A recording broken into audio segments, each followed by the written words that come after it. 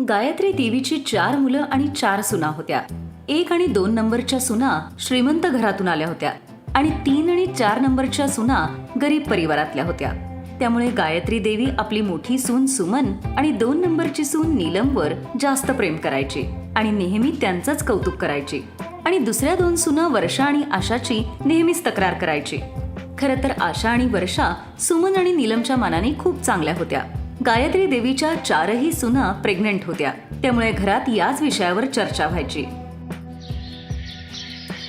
अगं नीलम, सुमन, कुठे आहात ग तुम्ही दोघी जणी? इकडे या बरं जरा. अहो आई, हे एवढे सगळे पिशव्या, याच्यात काय आणलंय तुम्ही? मला वाटतंय तुम्ही सगळं दुकानच खरेदी करून आणलंयत. हो, असंच काही आहे. आता माझ्या दोन्ही लाडक्या सुना प्रेग्नेंट ज्या आहेत, माझ्या छान छान नातवांना जन्म देणार आहेत. मग त्यांची काळजी मी नाही घेणार तर अजून कोण घेणार? हे बघा, हे आहेत देशी तुपातल्या मिठायांचे डब्बे, हे आहेत बदाम, काजू आणि मनुक्यांचे डब्बे आणि त्या पिशवीत सगळी फळं आणलेली आहेत. आणि हो, तुम्हा दोघींना ती फ्रूट बिस्किटं आणि केकही आवडतो ना, मी ते पण घेऊन आलीये. आता रोज पोट भरून खात जा. तुम्हाला दोघींना आपल्या खाण्यापिण्याची नीट काळजी घ्यायला पाहिजे. ठीक आहे आई. मी जे तुम्हाला पैसे दिले होते ते सगळे संपले का अजून शिल्लक आहेत थोडेसे? म्हणजे असं सहज विचारतीये मी की हे सगळं सामान केवढ्याचं झालं असेल. अरे, तुम्ही तर पैसे खर्चच नाही केले, मी तर तुम्हाला दिले होते. मग हे सामान? मी काय सुनेचे पैसे खर्च करणारी सासू वाटले का तुला? भलेही तू श्रीमंत घराण्यातली असू देत, पण इथे पण मी तुम्हाला कुठल्या गोष्टीची कमी नाही पडू देणार. हे पैसे मी माझ्या जवळचेच वापरलेत. तुमच्या सासऱ्याची पेन्शन मिळते की मला? दर महिन्याला माझे पैसे मला मिळतात. माझ्यावर कधी पैसे खर्च करायची वेळच येत नाही. आता जर संधी मिळालीये तर मग कशाला मागे हटू मी? खरंच आपल्या आई किती चांगल्या आहेत ना जाऊबाई. आशा, अगं ए आशा, वर्षा, अगं कुठे आहात तुम्ही दोघी जणी? किती वेळ झालं बसलीये मी.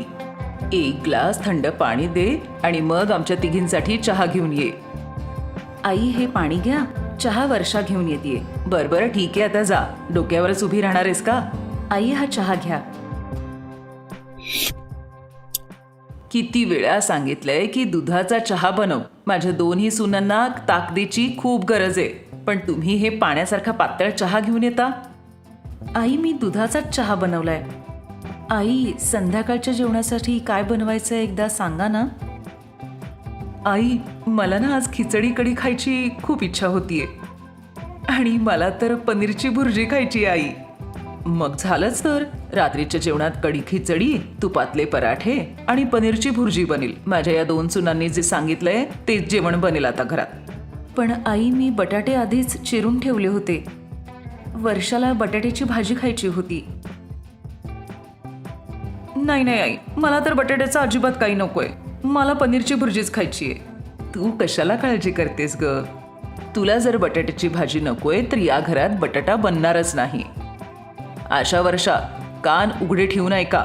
ते बटाटे उचलून डस्टबिनमध्ये फेकून द्या. वर्षा बिचारी रडत रडत किचनमध्ये जाते. आशा तिची समजूत घालण्यासाठी तिच्या मागे जाते. वर्षा, आईंच्या बोलण्याचं मनावर घेऊ नको ग. तुला बटाट्याची भाजी खायची आहे ना? जेव्हा सुमन वहिनी आणि नीलम वहिनी त्यांच्या खोलीत असतील आणि आई मंदिरात जातील तेव्हा मी तुझ्यासाठी ती भाजी बनवीन. आशा वहिनी, आपल्याच बरोबर असं का होतो? आपण पण तर प्रेग्नेंट आहोत ना. आई आपल्या दोघींची काळजी का नाही घेत मग? मला माहितीये आपण दोघी गरीब आहोत, म्हणूनच ते आपल्याशी असं वागतात.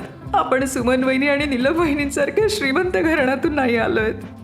वर्षाचं बोलणं ऐकून आशा देखील रडू लागते. काही महिने असेच निघून जातात. सुनांच्या डोहाळ्या जेवणाची वेळ आली होती. सगळेजण त्याच तयारीला लागले होते.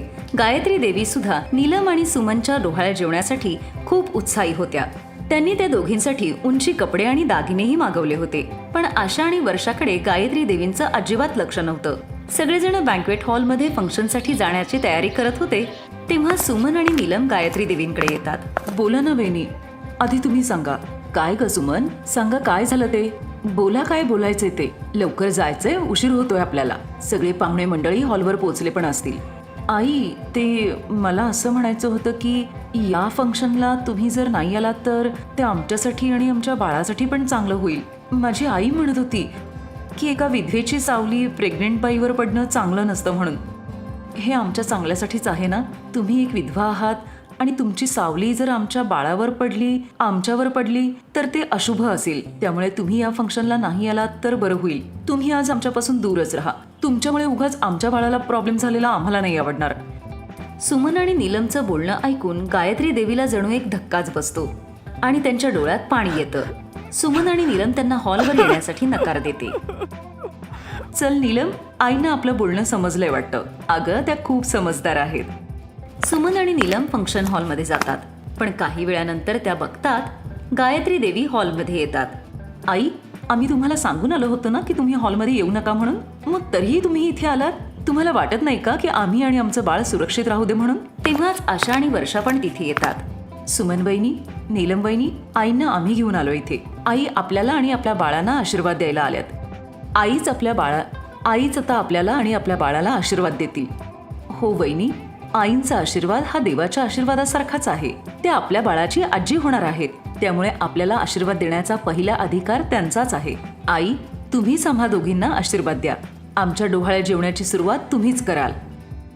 सुनबाई, वर्षा, आशा, मला माफ करा तुम्ही दोघी जणी. मी नेहमी तुमच्या बरोबर किती वाईट वागलीये. पण आज तुम्ही दोघींनीच माझा किती मान ठेवलायत. सुमन आणि नीलमसाठी मी काय काय केलं, पण त्या बदल्यात त्या कशा वागल्या माझ्याशी. भलेही त्या श्रीमंत घरातून आल्यात, पण त्यांचं मन मात्र. बोलता बोलता गायत्री देवी खूप रडू लागतात. शांत व्हा आई, आता रडू नका. आपण सगळ्याजणी मिळून हे फंक्शन एन्जॉय करूया. गायत्री देवी आशा आणि वर्षाला आपल्या जवळ घेतात. त्या दिवसानंतर गायत्री देवी आशा आणि वर्षावर खूप प्रेम करू लागल्या. त्या चारही सुनांमध्ये आता समानता ठेवत होत्या. ज्याला त्याला आपापली कामं वाटून दिलेली होती. असं नव्हतं की नीलम आणि सुमन श्रीमंत घरातल्या आहेत म्हणून त्यांना कमी काम द्यायचं. डिलिव्हरी झाल्यानंतर चारही मुलांमध्ये आणि सुनांमध्ये गायत्री देवींनी तशीच समानता ठेवली होती. हे बघून आशा आणि वर्षा दोघीही खूप खुश होत्या. हाय, मी आहे शायनी. जर तुम्हाला मला असंच पाहायला आवडत असेल तर हा व्हिडिओ नक्की शेअर करा आणि हो, हा चॅनलही सबस्क्राईब करायला विसरू नका.